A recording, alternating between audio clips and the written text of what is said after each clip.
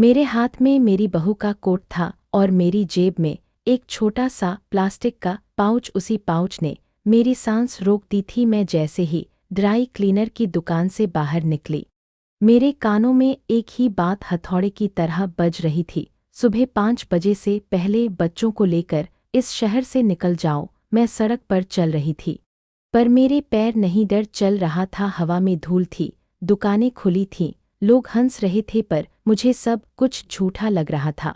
जैसे दुनिया नॉर्मल बनकर मुझे फंसा रही हो। मालिक कन्हैया लाल, वही बूढ़े अंकल जिनकी आंखों के सामने मेरे बेटे की शादी हुई थी, उन्होंने मेरा हाथ इतनी जोर से पकड़ा कि मेरी सब्जियों वाली टोकरी तिरछी हो गई। वो मुझे काउंटर के पीछे पुराने पर्दे के पीछे खींच ले गए। वहां कपड़ों की भाप, तेज डिटर्जेंट की गंध और नमी थी। उनकी आवाज कांप रही थी, जैसे कोई दीवार के उस पार सुन रहा हो। सरला जी, ध्यान से सुनो, अपने पोते पोतियों को लेकर भाग जाओ। आज सुबह 5 बजे से पहले मेरा मुंह सूख गया। क्यों? क्या हुआ कन्हैया? मैंने पूछा। उन्होंने एक छोटा सा पारदर्शी पाउच निकाला। पाउच के अंदर एक बैंक ट्रांसफर की पर्ची थी और एक फोटो। मेरी आंखें उस फोटो पर गईं तो मेरी छाती के अंदर कुछ टूट गया। फोटो में मेरे बच्चे थे, मेरी 9 साल की पोती अनाया, जिसके आगे के दांत में हल्का सा गैप था, और मेरा 5 साल का पोता आरव, जिसके गाल गोल गोल थे, लेकिन उनके चेहरों पर लाल स्याही से भद्दे भद्दे गोल बनाए गए थे, जैसे किसी ने गुस्से में पेन दबाकर उनकी मासूमियत को निशान बना दिया हो। और पर्ची पर रकम 120,000,000,000,000,000 120 करोड़। मैंने 2 बार पढ़ा, फिर तीसरी बार, फिर भी दिमाग मानने को तैयार नहीं था। कन्हैया लाल की आंखें गीली थीं। ये सब आपकी बहू के कोट की अंदर वाली सिलाई में छुपा था। मैं प्रेस करने लगा तो ये फिसल गया। सरला जी, जब मैंने देखा, मेरी सांस अटक गई। ये कोई घर का झगड़ा नहीं है, ये बहुत गंदा काम है। मेरे हाथ कांप रहे थे, मैं कुछ बोल नहीं पा रही थी, पर मेरे अंदर एक माँ और एक दादी चीख रही थी, मेरे बच्चों को किसने छुआ? कन्हैया लाल ने मेरा पाउच मेरी हथेली में ठूंस दिया, जैसे वो चीज़ उनके पास एक सेकंड भी नहीं रहनी चाहिए। मैं इसे दुकान में नहीं रख सकता, और आप भी घर मत जाओ। कोई आपको देख रहा हो सकता है। बस बच्चों को उठाओ और निकल जाओ। मेरे पेट में आग सी जलने लगी, और उसी पल मुझे समझ आ गया, ये कहानी अगर शुरू हुई है तो इसका अंत तब तक नहीं होगा जब तक सच सामने न आ जाए। अब आगे बढ़ने से पहले मैं एक छोटी सी बात कहूंगी, क्योंकि जो डर मैंने महसूस किया वो किसी को न मिले। अगर आप ये सुन रहे हो तो वीडियो को लाइक कर दो, चैनल को सब्सक्राइब कर लो, और कमेंट्स में बता दो कि आप कहाँ से सुन रहे हो। मुझे सच में जानना है, ये चेतावनी कितनी दूर तक पहुँचती है, क्योंकि कभी कभी एक छोटी सी सावधानी किसी बच्चे की पूरी जिंदगी बचा देती है। अब वापस मेरी बात सुनो। मैंने कोट को एक हाथ में पकड़ा और पाउच को अपनी जेब के सबसे अंदर वाले हिस्से में दबा दिया। बाहर आते ही मुझे लगा किसी ने मेरी गर्दन पर ठंडी उंगली रख दी है। मैं पीछे मुड़ी, कुछ नहीं, सड़क पर पान की दुकान वाला हंस रहा था, एक स्कूटर वाला हॉर्न बजा रहा था, और गली के बच्चे क्रिकेट खेल रहे थे। पर मेरे दिल की धड़कन कह रही थी, सब नॉर्मल नहीं है। मैं घर की तरफ चल पड़ी। मेरी टोकरी से एक टमाटर लुढ़क कर गिरा, पर मैं झुकी नहीं। मेरी आंखों के सामने बस वही लाल गोले घूम रहे थे। घर पहुंची तो शाम ढल रही थी। मेरे घर का दरवाज़ा वही था, पर घर के अंदर की हवा अलग लगी, जैसे दीवारें भी कुछ छुपा रही हों। लिविंग रूम में अनाया जमीन पर बैठकर ब्लॉक से घर बना रही थी। दादी देखो, मैंने चिमनी बनाई, उसने खुश होकर कहा। आरव अपना खिलौना ट्रक घसीटता हुआ गुनगुना रहा था, ब्रूम ब्रूम। मैंने मुस्कुराने की कोशिश की। बच्चों के सामने डर दिखाना सबसे खतरनाक होता है, क्योंकि डर बच्चों को जल्दी बड़ा कर देता है। मैंने उनके सिर पर हाथ फेरा। वाह, बहुत सुंदर बना है, अभी खाना बनाती हूँ, फिर तुम दोनों जल्दी सो जाओ। पर मेरे अंदर तूफान था। मैं अपने कमरे में गई, दरवाज़ा बंद किया और पाउच निकालकर बिस्तर पर फैलाया। पर्ची पर साफ लिखा था, नेफ्ट/आरटीजीएस ट्रांसफ़र, किसी कंपनी का नाम, ऊपर बैंक की मुहर और नीचे साइन नाम था, दानिश रज़ा पूर्णविराम। ये नाम मेरे लिए नया था, पर नाम की स्याही ऐसी थी जैसे उसने बहुत कुछ खरीद रखा हो। मैंने सबसे पहले एक बात सोची, जितना डर है उतना ही दिमाग चलाना होगा। बड़े लोग यही गलती करते हैं कि पैनिक में गलत कदम उठा लेते हैं और गलत कदम बच्चों को खतरे में डाल देता है। मैंने अपना फ़ोन उठाया। मेरे पास एक ही भरोसे वाली दोस्त थी, नंदिनी, जो सरकारी अस्पताल में नर्स थी। नंदिनी ने जिंदगी में बहुत कुछ देखा था और सबसे बड़ी बात, वो बात को बात समझती थी, तमाशा नहीं बनाती थी। फ़ोन लगा, उसने उठाया। सरला, इतनी रात को? मैंने आवाज़ धीमी रखी। नंदिनी, मुझे मदद चाहिए क्या? तुम्हारे पास कोई भरोसे वाला ड्राइवर है जो रात में चुपचाप मुझे बस अड्डे तक छोड़ दे? बिना सवाल पूछे वो कुछ सेकंड चुप रही, फिर उसने सांस ली। क्या हुआ? तुम डर रही हो? मैं अभी नहीं बता सकती, मैंने कहा। बस मुझे किसी भरोसे वाले की ज़रूरत है। नंदिनी ने तुरंत टोन बदल दी। वही प्रोफेशनल, वही स्टेडी। ठीक है, मेरे चचेरे भाई का दोस्त है, रात में कैब चलाता है। मैं उसे बोलती हूँ तुम बच्चों को तैयार रखो और सरला, किसी को बताना मत। हाँ।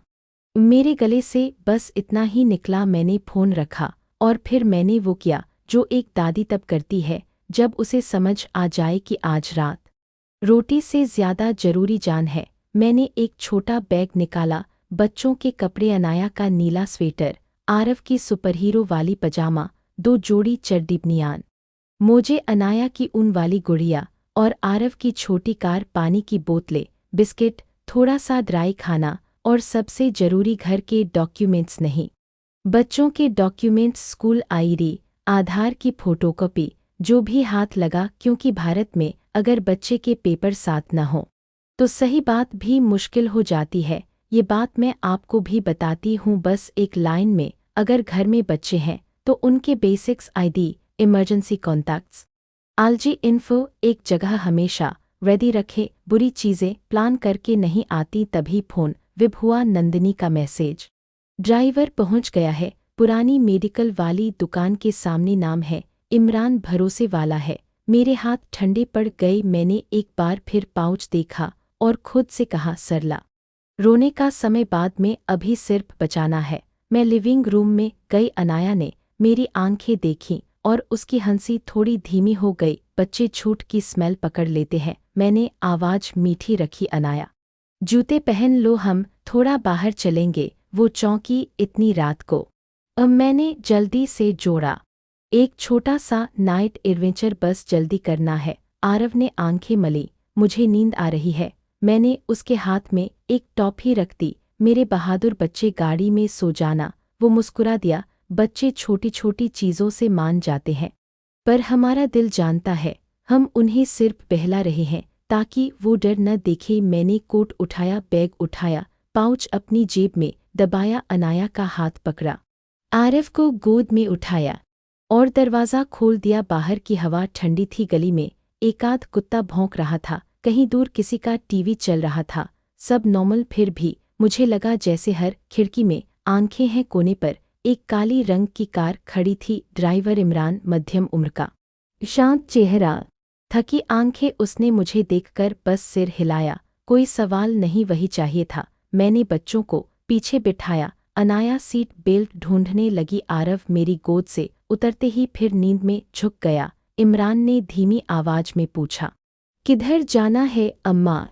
मैंने कहा, इस अभी और तेज, लेकिन ऐसा कि कोई ध्यान न दे। कार चल पड़ी। मैं शीशे से पीछे देखने लगी। हमारा घर पीछे रह गया, वैसा ही शांत, वैसा ही नॉर्मल। पर अब मुझे पता था, कुछ घर बाहर से घर लगते हैं, अंदर से जाल। रास्ते में मेरी जेब में फ़ोन फिर से विब हुआ। इस बार मेरी बहू रिया का मैसेज था, मां जी, मैं बहुत लेट हो जाऊंगी, बच्चों को सुला देना। और हाँ, मेरा कोट मिल गया ना?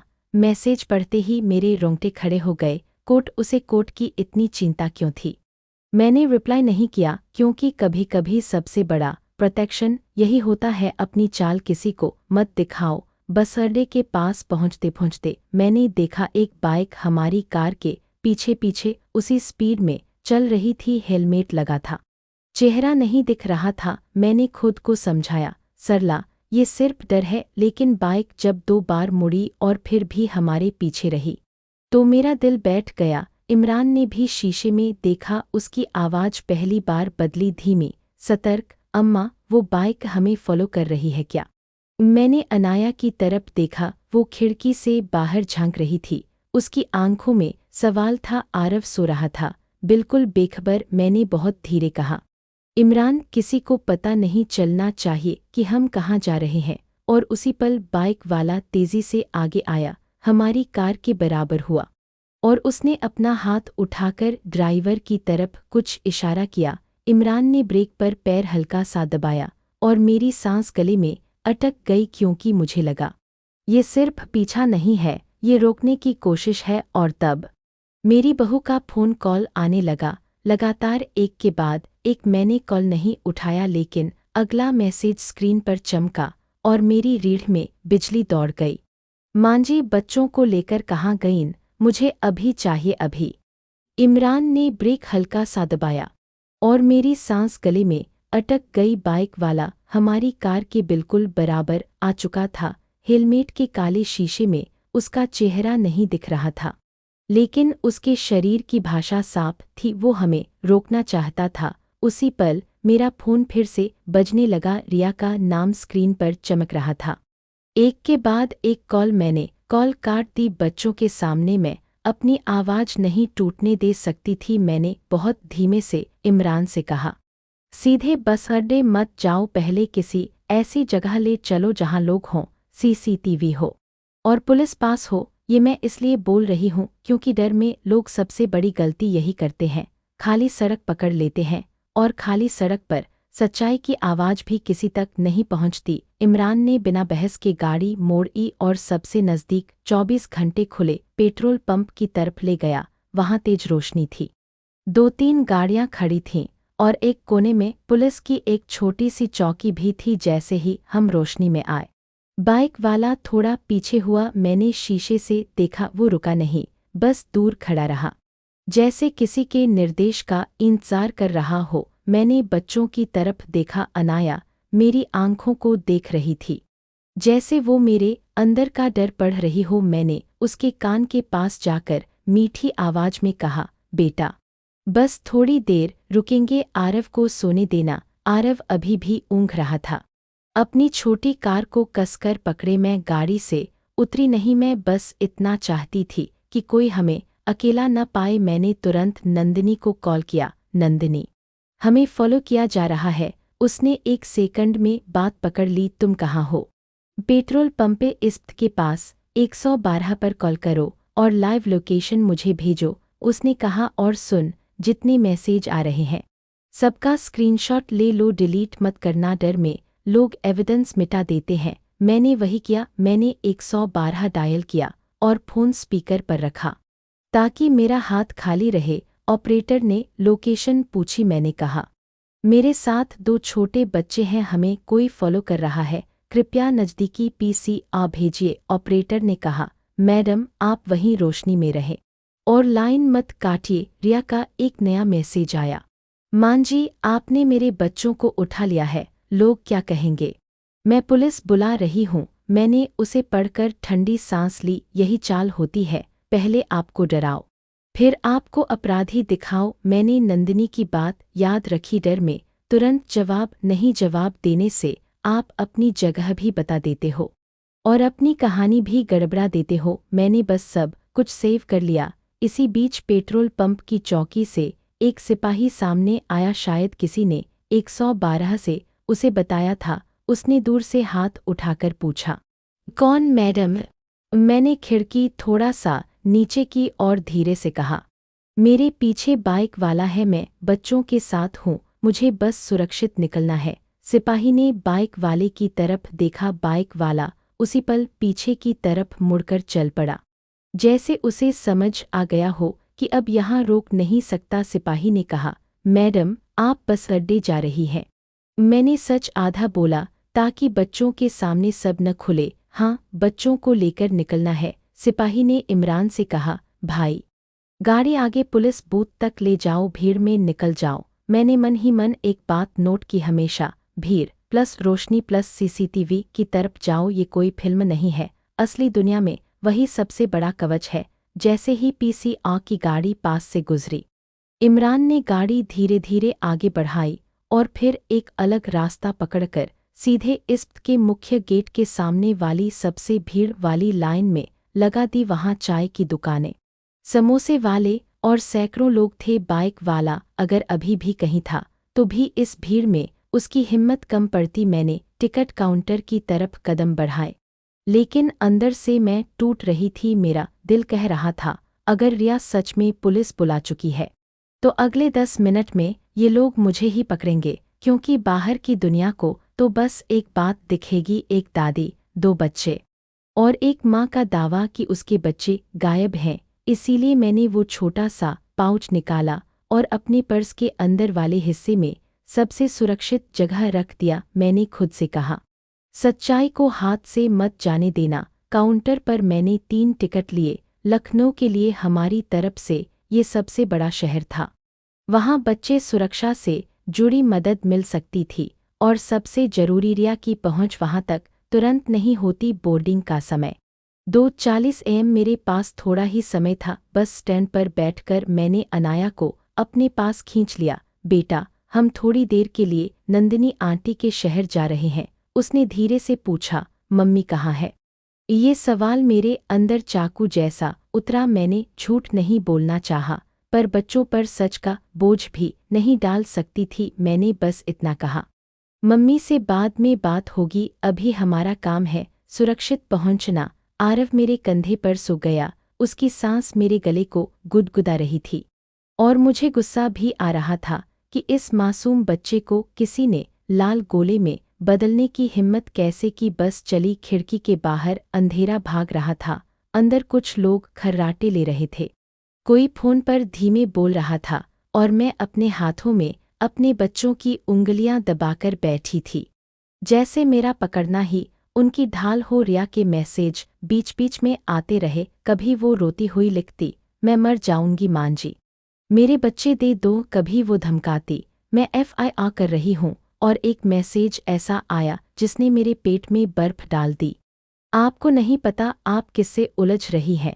ये लाइन लिखने वाली माँ नहीं होती, ये लाइन किसी और की भाषा थी। मैंने तुरंत नंदिनी को स्क्रीनशॉट भेजा। उसने बस एक शब्द लिखा, सेफ रहो, जवाब मत देना। सुबह करीब 6 बजे हम लखनऊ पहुंचे। ठंडी हवा, धुंध और स्टेशन के बाहर चाय की भाप। मैंने बच्चों के लिए गर्म दूध लिया और खुद के लिए सिर्फ पानी। मेरा गला सूखा था। मैं सीधे नंदिनी के बताए एक छोटे से गेस्ट हाउस में गई, जहां मालिक उसके जान पहचान का था। मैंने कमरा लिया, बच्चों को थोड़ी देर सुलाया और खुद बाथरूम में जाकर पहली बार रोई। लेकिन वो रोना भी आवाज़ के बिना था, क्योंकि मेरी कमजोरी का फायदा कोई उठा सकता था। मैंने खुद को संभाला और एक काम किया जो हर आदल्ट को सीखना चाहिए। जब भी कोई बड़ा खतरा हो तो अपनी कहानी टाइमलाइन में लिखो। कौन सा समय, कौन सा मैसेज, किसने क्या कहा, कौन सा सबूत कहाँ मिला। डर में दिमाग भटकता है, लेकिन लिखी हुई बात अदालत में और पुलिस के सामने मजबूत रहती है। मैंने कागज पर लिखा, ड्राई क्लीनर पाउच नेफ्ट/RTGS पर्ची, बच्चों की फोटो पर लाल निशान, 5 AM चेतावनी, बाइक का पीछा। रिया के धमकी वाले मैसेज। फिर मैंने नंदिनी को कॉल किया, मैं लखनऊ पहुंच गई हूं। उसने राहत की सांस ली, मैं 1 घंटे में पहुंच रही हूं, और मैंने एक वकील से बात की है, वो बच्चों के केस और साइबर चीज़ें समझती है। उसका नाम? मैंने पूछा, आशा मेहता। नंदिनी बोली, वो एक NGO के साथ भी काम करती है, बाल सुरक्षा वाले। करीब 10 बजे नंदिनी आई। उसने बच्चों के लिए फल, बिस्किट और एक छोटी सी रंग वाली किताब लाई, ताकि उनका ध्यान बंटा रहे। फिर उसने मेरा हाथ पकड़कर कहा, अब तू मुझे सब दिखा। मैंने पाउच निकाला। नंदिनी ने पर्ची को ध्यान से देखा, ये RTGS है, उसने कहा, और ये UTR नंबर है, मतलब ट्रेस हो सकता है, ये कोई मजाक नहीं है। मैंने कहा, और ये नाम दानिश रज़ा। नंदिनी का चेहरा सख्त हो गया। ऐसे केस में अक्सर नाम फेक होते हैं, पर नंबर और पैटर्न सच बोल देते हैं। कुछ देर बाद आशा मेहता आई, उम्र करीब 35-38, तेज आंखें, साधारण सा सूट और बोलने का तरीका ऐसा कि सामने वाला खुद को सुरक्षित महसूस करे। उसने सबसे पहले बच्चों की तरफ देखा, मुस्कुराई और उनसे दो बातें की ताकि वो डर न जाए। फिर वो मेरे सामने बैठी, सरला जी आप घबराइए मत। उसने कहा, आपने जो किया बहुत सही किया। अब हम इसे सही सिस्टम में डालेंगे, लेकिन पहले मैं जानना चाहती हूँ आपकी बहू का बिहेवियर पिछले कुछ महीनों में बदल रहा था। मैंने सोचकर कहा, हाँ, फ़ोन हमेशा उल्टा रखती थी, रात में बाहर जाने लगी और पैसे घर में कभी कमी नहीं थी। फिर भी वो कहती थी स्ट्रगल चल रहा है। आशा ने धीरे से सिर हिलाया। ये वार्निंग साइंस है। मैं आपको एक बात सिखाती हूँ, बहुत लोग शर्म की वजह से सवाल नहीं पूछते, लेकिन बच्चों की सुरक्षा में शर्म नहीं, सावधानी चाहिए। उसने मेरे फ़ोन से सारे स्क्रीनशॉट अपने लैपटॉप में कॉपी करवाए और सुनिए, उसने कहा, आप अब रिया को कोई रिप्लाई नहीं करेंगे, लेकिन जो भी वो बोलेगी वो एविडेंस बनेगा। फिर उसने वो फोटो देखी जिसमें लाल गोले थे। उसके चेहरे से रंग उतर गया, लेकिन उसने खुद को संभाला। मैं आपको डराने नहीं आई, उसने बहुत शांत आवाज में कहा, पर ये मार्किंग कुछ गिरोहों में टारगेट की तरह इस्तेमाल होती है, हर बार ऐसा ही हो ये जरूरी नहीं, लेकिन हम इसे हल्के में नहीं लेंगे। मेरे हाथ अपने आप कांप गए। मतलब मेरे बच्चे। उसने मेरी बात बीच में काटकर मुझे पकड़ लिया ताकि मैं टूट न जाऊं। मतलब ये कि अब से हर कदम सोच समझकर होगा। उसने 2 कॉल किए, एक महिला हेल्पलाइन वाले नंबर पर और एक अपने जान पहचान के एक वरिष्ठ अफसर को। फिर उसने मुझे देखा, सरला जी एक बात आपको सच में समझनी होगी, रिया अगर स्मार्ट है तो वो खुद को विक्टिम दिखाएगी और आपको किडनैपर, इसलिए हमें पहले से तैयार रहना है। मैंने कहा, तो मैं क्या करूं?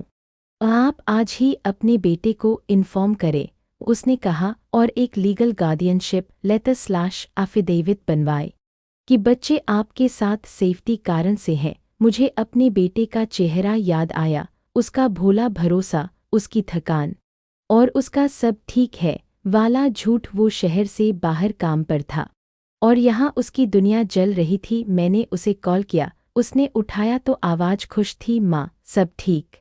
मैंने एक सांस ली और बहुत सीधे कहा, करण सब ठीक नहीं है, मैं बच्चों के साथ लखनऊ में हूँ और मैं तुम्हें अभी जो बताने जा रही हूँ वो सुनकर तुम गिर जाओगे, लेकिन तुम्हें मजबूत रहना होगा। लाइन पर उसकी सांस रुक गई। माँ आपने बच्चों को क्यों? मैंने कहा, मैंने तुम्हारे बच्चों को बचाया है और मेरे पास सबूत है। मैंने उसे सब कुछ छोटा करके बताया, ड्राई क्लीनर, पाउच, ट्रांसफर पर्ची, लाल गोले, पीछा करने वाली बाइक, रिया की धमकी। मैं जानती थी ये सुनना किसी पिता के लिए जहर है, लेकिन सच की दवा कड़वी ही होती है। काफी देर वो चुप रहा, फिर उसकी आवाज फट गई, रिया ऐसा नहीं कर सकती। मैंने नरम होकर कहा, बेटा मैं भी यही मानती थी, इसलिए मैं प्रूफ लेकर बैठी हूँ, गॉसिप लेकर नहीं। अब तुम बस एक काम करो, तुरंत अपने ऑफिस से छुट्टी लो और लखनऊ आओ और रिया को एक शब्द मत कहना। उसने भारी आवाज में कहा, मैं आ रहा हूँ। माँ कॉल करते ही मेरा शरीर ढीला पड़ गया, जैसे मैंने पहाड़ उठाकर नीचे रखा हो। आशा ने कहा, अब अगला कदम हम रिया की नेक्स्ट मूव पकड़ेंगे। अक्सर ऐसे लोग बच्चों को उठाने के लिए एक मीटिंग पॉइंट तय करते हैं या फिर आपको डराकर वापस बुलाते हैं। जैसे ही उसने ये कहा, मेरे फ़ोन पर एक नया नंबर से मैसेज आया, सिर्फ एक लाइन, बस अड्डे से निकल गईं, बहुत चालाक बनी हो। दादी। मेरे हाथ से फ़ोन गिरते गिरते बचा। आशा ने तुरंत फ़ोन उठाया, ये नंबर सेव करो और इसे ब्लॉक मत करना। फिर उसने लैपटॉप पर कुछ देखा, सरला जी उसने कहा, आपकी बहू ने आपके शहर में FIR डाल दी है। मेरे सिर में चक्कर आया क्या? हाँ, उसने स्क्रीन मेरी तरफ घुमाई, वो आपको बच्चों को उठाकर ले जाने के आरोप में दिखा रही है। मेरी सांस तेज हो गई, यही तो मुझे डर था। अब बाहर की दुनिया में मैं अपराधी हूँ। मैंने कहा, तो अब पुलिस? आशा ने मेरी बात पूरी होने नहीं दी। शांत, हम लीगल प्रोटेक्शन ले रहे हैं, लेकिन अभी आपको एक और बात बतानी होगी। रिया को आपके लखनऊ आने का कैसे पता चला? मेरे पेट में दर्द उठा। मैंने सच कहा, मैंने किसी को नहीं बताया, नंदिनी ने धीरे से कहा। हो सकता है बस स्टैंड पर कोई देख रहा था या फोन ट्रैक। आशा ने तुरंत बोला, फ़ोन का लोकेशन शेयरिंग बंद करो, ब्लूटूथ ऑफ करो और किसी भी अननोन लिंक पर क्लिक मत करना। ये छोटी बातें हैं, लेकिन कई लोग यही गलती करते हैं। तभी दरवाजे पर जोर से दस्तक हुई, एक नहीं 3 बार, और बाहर से एक सख्त आवाज़ आई, पुलिस। दरवाज़ा खोलिए। मेरी रगों में खून जम गया। अनाया डरकर उठ बैठी। आरव ने आंखें मलते हुए कहा, दादी कौन है? आशा एक सेकंड में खड़ी हुई और नंदिनी ने बच्चों को अपने पीछे कर लिया। मैंने कांपते हाथों से दरवाजे की कुंडी की तरफ बढ़ाया ही था कि वही आवाज़ फिर आई, और इस बार शब्द ऐसे थे जैसे हथकड़ी पहले से तैयार हो। सरला देवी, आप बच्चों को लेकर आई हैं, आपके खिलाफ शिकायत है, अभी हमारे साथ चलना होगा। दरवाजे पर पुलिस सुनते ही मेरे पैर जैसे जमीन में धंस गए। अनाया की आंखें फैल गईं। आरव ने मेरी साड़ी पकड़ ली। मेरा पहला मन हुआ दरवाज़ा खोलकर रो कर सब बता दूं, लेकिन आशा मेहता ने मेरी कलाई पकड़ ली और बहुत धीमे कहा, सरला जी, पहले देखिए कौन है, बिना पहचान देखे कुंडी मत खोलिए। उसने मुझे पीछे किया और खुद दरवाजे के पास गई। आप कौन? अपना आईडी दिखाइए, उसने साफ आवाज में कहा। बाहर से एक आदमी बोला, थाना हजरतगंज से शिकायत आई है। आशा ने चैन नहीं खोला। उसने दरवाजे की आंख से देखा, फिर बोली, महिला कांस्टेबल कहाँ है?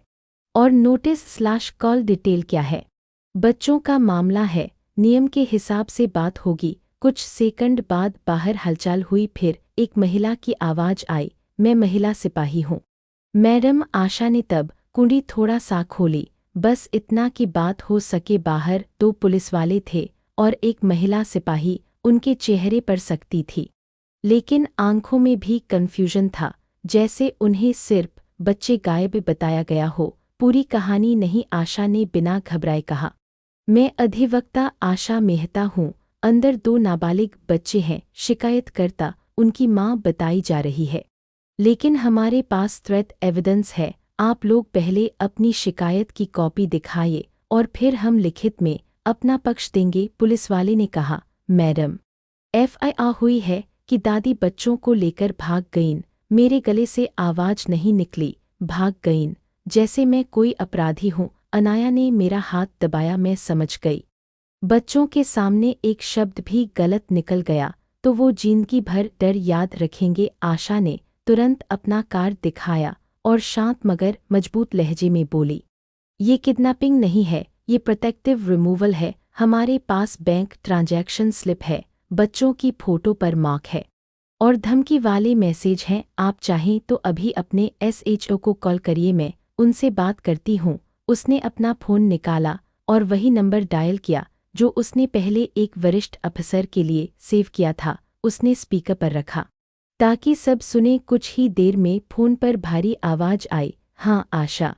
आशा ने कहा, सर मेरे साथ 2 बच्चे हैं, उनकी दादी है और माँ ने मिसिंग/किडनैपिंग की FIR कराई है, लेकिन हमारे पास क्रेडिबल थ्रेट इंडिकेटर्स हैं। मैं चाहती हूँ आप लोकल पुलिस को इंस्ट्रक्ट करें कि बच्चों को ट्रॉमा किए बिना इमीडिएट सेफ्टी प्रोटोकॉल फॉलो हो। चाइल्ड वेलफेयर कमेटी को इन्फॉर्म किया जाए और साइबर सेल को एविडेंस फॉरवर्ड किया जाए। फ़ोन पर आवाज़ थोड़ी सख्त हुई, कहाँ हो तुम?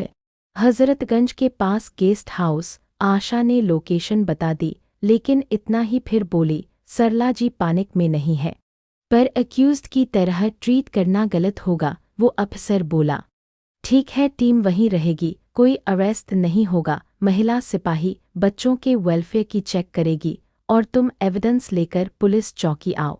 अभी मेरे अंदर की हवा थोड़ी लौटी, कोई अरेस्ट नहीं। ये लाइन मेरे लिए पानी जैसी थी। महिला सिपाही अंदर आई। उसने अनाया और आरव से नरमी से बात की, बेटा डरना मत, हम बस ये देखने आए हैं कि तुम सेफ हो। उसने उन्हें पानी दिया, फिर मुझसे बोली, मां जी आप बच्चों को लेकर क्यों आईं?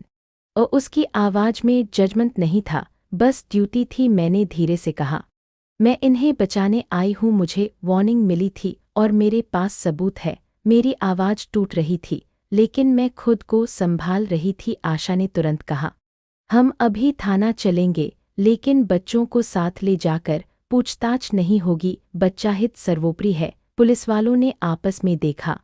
फिर हेड नॉड किया। शायद उन्हें भी समझ आ गया कि ये साधारण घरेलू झगड़ा नहीं है। हम थाने पहुंचे तो सब कुछ बहुत तेज और बहुत उजला लग रहा था। ट्यूबलाइट, फाइलों की गंध, दीवार पर लगे पोस्टर। अनाया और आरव को एक अलग कमरे में बैठाया गया, जहां महिला सिपाही उनके पास रही। आशा ने मुझे पानी पिलाया और बोली, बस सच, टाइमलाइन और सबूत बस यही। मैंने टेबल पर सब रखा, ड्राई क्लीनर से मिला पाउच, आरटीजीएस/नेफ्ट स्लिप की फोटो, बच्चों की फोटो पर लाल निशान, रिया के धमकी वाले मैसेज और अननोन नंबर का वो मैसेज। बहुत चालाक बनी हो दादी, साइबर सेल के एक अधिकारी ने यूटीआर नंबर नोट किया। बोला, मैडम, हम ट्रांजैक्शन ट्रेल देखेंगे और ये अननोन नंबर, इसे ट्रेस किया जा सकता है, लेकिन समय लगेगा। आशा ने कहा, समय नहीं है, एफआईआर भी है और थ्रेट भी। हमें इंटरिम प्रोटेक्शन चाहिए। अफसर ने एसएचओ की तरफ देखा। एसएचओ ने थकी आंखों से मुझे देखा, जैसे वो तय कर रहा हो कि मैं डरी हुई दादी हूँ या चालाक अपहरणकर्ता। फिर उसने मेरी कांपती उंगलियां, बच्चों की उम्र और एविडेंस की साफनेस देखी। उसने कुर्सी आगे खींची और बोला, सरला जी, अगर आप झूठ बोल रही हों तो याद रखिए, कानून सख्त है। मैंने सीधा उसकी आंखों में देखकर कहा, साहब, मैं झूठ बोलती तो बच्चों को स्कूल का आईडी, उनके कपड़े, उनके खिलौने और सारे मैसेज के स्क्रीनशॉट लेकर नहीं आती। मैं डरकर भागी नहीं हूँ, मैं सच पकड़कर आई हूँ। उसके चेहरे पर पहली बार नरमी आई। ठीक है, उसने कहा, अब माँ का पक्ष भी सुनना होगा। मेरा दिल धक से रह गया। रिया यहाँ आएगी, आशा ने धीरे से कहा, इसीलिए काम रहो, सच तुम पर भारी है, उस पर नहीं। करीब 1 घंटे बाद रिया थाने में घुस आई। उसके बाल बिखरे थे, आंखों में नकली आंसू और हाथ में कुछ कागज। उसके साथ एक आदमी भी था, काला जैकेट, तेज चाल, जैसे वो खुद को बहुत बड़ा समझता हो। रिया ने मुझे देखते ही चीखने की कोशिश की, मां जी, आपने मेरे बच्चे चुरा लिए, आप कैसी औरत हैं। और फिर उसने पुलिस की तरफ देखा। देखिए साहब, ये मेरे बच्चों को लेकर भाग गईं। मेरे अंदर गुस्सा उठा, पर मैं चुप रही। मैंने अपनी सांसें गिनी। यही अडल्ट स्किल है, जब सामने वाला आपको ट्रिगर करना चाहे, आप अपनी टंग को लॉक कर देते हो, क्योंकि एक गलत शब्द आपके पूरे केस को बिगाड़ सकता है। आशा ने शांत आवाज में कहा, रिया जी, आरोप लगाने से पहले एविडेंस देखिए। आपने एफआईआर की, ठीक, अब ये देखिए। उसने वो फोटो टेबल पर रखी जिसमें बच्चों के चेहरे लाल निशान से घिरे थे। रिया का चेहरा एक पल के लिए सूखा, सिर्फ एक पल। फिर उसने तुरंत नाटक शुरू किया, ये फेक है, ये मांझी ने बनाया होगा। आशा ने अगले ही सेकंड आरटीजीएस स्लिप आगे रख दी, ये भी फेक। फिर उसने धमकी वाले मैसेज पढ़कर सुनाए, ये भी फेक। रिया की आवाज़ तेज हो गई, मैंने गुस्से में लिख दिया होगा, पर बच्चे मेरे हैं।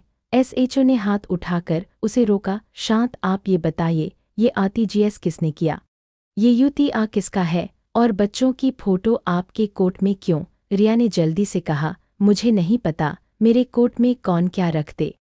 तभी साइबर अधिकारी ने कहा, मैडम, आपके फ़ोन से ये मैसेज गए हैं और ये लोकेशन भी मैच कर रही है। रिया ने झट से अपने साथ आए आदमी की तरफ देखा, जैसे उसे जवाब चाहिए, और वही मोमेंट था जब मेरे बेटे करण थाने के अंदर आया। उसका चेहरा पीला था, आंखें लाल, और चाल में वो गुस्सा था जो टूटे हुए आदमी के अंदर से निकलता है। उसने मुझे देखा, फिर बच्चों की तरफ भागा। महिला सिपाही ने उसे अंदर ले गई, जहां अनाया ने पापा कहकर उसे पकड़ लिया। आरव ने उसकी गोद में सिर रख दिया। उस दृश्य ने मेरा दिल चीर भी दिया और जोड़ भी दिया। फिर करण बाहर आया और रिया के सामने खड़ा हो गया। उसकी आवाज़ भारी थी, लेकिन साफ, रिया, सच बोल, बच्चों के लिए सच बोल। रिया ने रोने का अभिनय किया, करण, ये सब तेरी माँ का ड्रामा है, वो मुझे पसंद नहीं करती। करण ने उसे बीच में काट दिया, माँ ने मुझे कभी नहीं कहा कि तुझे छोड़ दूँ, माँ ने बस बच्चों को बचाया है। अब तू बस जवाब दे, ये नाम कौन है? दानिश रज़ा। रिया का चेहरा जम गया। एसएचओ ने तुरंत नोट किया, कौन है दानिश रज़ा? रिया ने होंठ काटे, फिर बोली, मुझे नहीं पता। आशा ने उस आदमी की तरफ इशारा किया जो रिया के साथ आया था, और ये कौन है? FIR में इसका नाम क्यों नहीं? वो आदमी बोल पड़ा, मैं फैमिली फ्रेंड हूँ। साइबर अधिकारी ने तुरंत अपना सिस्टम देखा। साहब, ये नंबर वही है, अननोन मैसेज वाला। कमरे में सन्नाटा छा गया। SHO ने तुरंत कहा, आप दोनों बैठिए और अपने फ़ोन यहाँ रखिए। वो आदमी पीछे हटने लगा। रिया ने भी कदम पीछे किया। यही वो सेकंड था जब नकली कहानी का पर्दा फटता है, क्योंकि सच के सामने शरीर भी झूठ बोल देता है। हाथ कांपते हैं, आंखें इधर-उधर जाती है और भागने का मन होता है। SHO ने इशारा किया। 2 पुलिसवाले आगे बढ़े और उस आदमी को रोक लिया। महिला सिपाही ने रिया के पास खड़े होकर कहा, मैडम, आप सहयोग करें। रिया की आवाज़ अचानक बदल गई। आंसू गायब। आप लोग नहीं जानते आप किससे खेल रहे हैं, उसने धीमे जहरीले लहजे में कहा। और वही लाइन सुनकर मेरा दिल ठंडा हो गया, क्योंकि यही लाइन मुझे मैसेज में आई थी। SHO ने कहा, तो मतलब आप जानती हैं? रिया चुप रही। उस आदमी ने गुस्से में कहा, बहुत हो गया, हमारे पास टाइम नहीं। और बस यही बोलते ही उसने खुद को फंसा लिया। SHO ने टेबल पर हाथ मारा। टाइम किस बात का, हमारे किसका? पुलिस वालों ने उसे पकड़ लिया। इसके बाद चीजें तेज हो गईं, लेकिन असली दुनिया में कोई फिल्म जैसा स्लो मोशन नहीं होता। बस कागज, कॉल और सही टीम। महिला हेल्पलाइन के थ्रू चाइल्ड वेलफेयर कमेटी को सूचना गई। आतू की टीम को अलर्ट किया गया। साइबर सेल ने UTR से जुड़े अकाउंट्स का क्विक फ्रीज रिक्वेस्ट डाला, ताकि पैसा आगे न भागे। और सबसे मजबूत चीज़, रिया का फ़ोन। साइबर अधिकारी ने कहा, मैडम, डिलीटेड चैट रिकवर हो सकती है। रिया की आंखों में पहली बार असली डर आया। कुछ घंटों में स्क्रीन पर एक चैट रिकवर्ड हुआ। 2 टारगेट रेडी, सुबह तक डिलीवरी, और नीचे इनिशियल्स दिया। रिया ने कहा, ये मेरा नहीं, लेकिन चैट उसी नंबर से थी, उसी डिवाइस ID से, और उसी समय के आसपास जब वो कोड देने वाली थी। करण की सांस टूट गई। रिया, बच्चों को टारगेट बोला तूने? उसकी आवाज़ कांप रही थी, पर उसके शब्द पत्थर थे। रिया ने पल भर उसकी तरफ देखा, फिर नजरें नीचे कर लीं। उस चुप्पी में सब कबूल हो गया। मुझे खुशी नहीं हुई, मुझे सिर्फ मतली आई, क्योंकि जब धोखा घर के अंदर से आता है तो वो चोरी नहीं लगता, वो बीमारी लगता है। उस रात बच्चों को CWC के नियम के हिसाब से एक सुरक्षित शेल्टर होम में रखा गया, लेकिन शर्त ये थी कि पिता और दादी उनसे मिल सकते हैं और बच्चे अकेले नहीं होंगे। मेरा दिल नहीं माना, पर आशा ने कहा, सरला जी, ये टेम्पररी है, इससे आपके ऊपर किडनैपिंग का खतरा हटेगा और बच्चों की सुरक्षा भी ऑफिशियल हो जाएगी। कभी कभी सही रास्ता वही होता है जो दिल को सबसे मुश्किल लगे। मैंने अनाया के माथे को चूमा। बेटा, दादी यही है, डरना मत। आरव ने मेरी उंगली पकड़कर कहा, दादी कल आना। मैंने कहा, जरूर मेरे शेर। अगले कुछ हफ्ते कागजों में चले गए। बयान, medical check, counselling, family court की तारीख और क्रिमिनल केस की सुनवाई। आशा ने करण को समझाया, अब तुम्हें 2 चीजें साथ करनी है। एक, बच्चों की कस्टडी सिक्योर करना। 2, क्रिमिनल इन्वेस्टिगेशन को कोऑपरेट करना। और इस बीच सोशल मीडिया या रिश्तेदारों में कहानी मत फैलाना। नॉइज़ बढ़ेगा तो रिस्क बढ़ेगा। करण ने सिर हिलाया। वो टूट चुका था, लेकिन उसने अपनी रीढ़ सीधी रखी। उसने कहा, मैं बिजनेस नहीं पालूंगा, पर मैं बाउंड्रीज रखूंगा। यही वो लाइन थी जिसने मुझे थोड़ा सुकून दिया, क्योंकि जीवन में फॉरगिवनेस का मतलब ये नहीं कि आप खतरे के दरवाजे फिर से खोल दे। फॉरगिवनेस का मतलब है अपने अंदर का जहर बाहर करना, ताकि आप अपने बच्चों को साफ दिल दे सको। लेकिन बाउंड्रीज का मतलब है वो दरवाज़ा बंद रखना जहां से अंधेरा आता है। फैसला आया। फैमिली कोर्ट ने अंतरिम कस्टडी करण को दे दी और बच्चों का प्राइमरी रेजिडेंस हमारे साथ तय हुआ। रिया को सुपरवाइज्ड विजिटेशन की बात हुई, लेकिन क्रिमिनल केस की वजह से वो भी रोक दी गई। और जिस आदमी के साथ वो आई थी, उसका असली नाम कुछ और निकला। वो दानिश रज़ा की टीम से जुड़ा एक मिडलमैन था। दानिश खुद उस रात नहीं पकड़ा गया, लेकिन अकाउंट्स और मैसेजेस के ट्रेल से उस तक इन्वेस्टिगेशन चली। आशा ने मुझसे कहा, हर केस का एंड एक दिन में नहीं होता। सरला जी पर बच्चों को बचा लिया, गया यही सबसे बड़ा एंड है। हम लखनऊ में ही एक छोटे से किराए के घर में शिफ्ट हो गए। 2 कमरे, छोटी रसोई और एक बालकनी जहां से सुबह धूप आती थी। अनाया के स्कूल की नई यूनिफॉर्म आई, आरव को नई क्रेयॉन्स मिली और घर में धीरे धीरे फिर से हंसी लौटने लगी। डरी हुई नहीं, सच्ची। एक दिन अनाया ने मुझसे पूछा, दादी मम्मी वापस आएगी? उसके सवाल में गुस्सा नहीं था, सिर्फ उलझन थी। मैंने उसके बाल सहलाए और बहुत आसान शब्दों में कहा, बेटा, कभी कभी बड़े लोग गलत काम कर बैठते हैं, फिर उन्हें उसके कॉन्सिक्वेंसेस झेलने पड़ते हैं। हमारा काम है तुम्हें सेफ रखना और तुम्हारे दिल में नफरत नहीं भरना। आरव ने खेलते खेलते बोला, मम्मी बात। और मेरी आंखें भर आईं। मैंने कहा, मम्मी ने बहुत गलत चॉइस की। हम गलत चॉइस से दूर रहेंगे और हम अच्छे बनेंगे। रात को जब बच्चे सो गए, मैं अक्सर अपने आप से एक ही बात करती थी, मैं हीरो नहीं हूँ, मैं बस वो दादी हूँ जिसने वार्निंग को मजाक नहीं समझा। और मैं चाहती हूँ हर अडल्ट ये सीखे कि बच्चों की सेफ्टी में शर्म नहीं, सावधानी होती है। अगर आप भी एक परिवार में रहते हैं तो आज से 3 चीजें याद रखिए। पहली, बच्चों की रूटीन में अचानक बदलाव, छुपे हुए फोन और पैसों का अनएक्सप्लेन्ड फ्लो, ये रेड फ्लैग्स हैं। दूसरी, खतरे में अकेली सड़क नहीं, भीड़, रोशनी और ऑफिशियल मदद चुनिए। तीसरी, evidence, message, call, timeline delete मत करिए, यही आपको विलन बनने से बचाता है। कुछ महीनों बाद एक रविवार को हम पार्क गए। अनाया झूले पर थी, आरव गेंद के पीछे भाग रहा था और करण पहली बार खुलकर हंसा। वो हंसी मेरे लिए जीत जैसी नहीं थी, राहत जैसी थी, क्योंकि सच ने हमें तोड़ा जरूर, पर सच ने हमें बचाया भी। मैंने अपने अंदर एक छोटा सा फैसला भी किया, मैं रिया के लिए अंधा प्यार नहीं रखूंगी और न ही अंधी नफरत। मैं बस उसे उसके कर्मों के साथ छोड़ दूंगी और अपने बच्चों को उनके भविष्य के साथ पकड़ लूंगी। यही सबसे साफ रास्ता है, ना बदला, ना कमजोरी, सिर्फ सच, सुरक्षा और नई शुरुआत। अगर आप यहाँ तक सुनते आए हैं तो कमेंट्स में बताइए आप कहाँ से सुन रहे हैं और आप मेरे जगह होते तो क्या करते? शांति बनाए रखने के लिए चुप रहते या बच्चों की रक्षा के लिए सच का सामना करते? लाइक कर दीजिए, सब्सक्राइब कर दीजिए और अपना शहर जरूर लिखिए। मैं सच में देखना चाहती हूँ ये कहानी कितनी दूर तक पहुँचती है।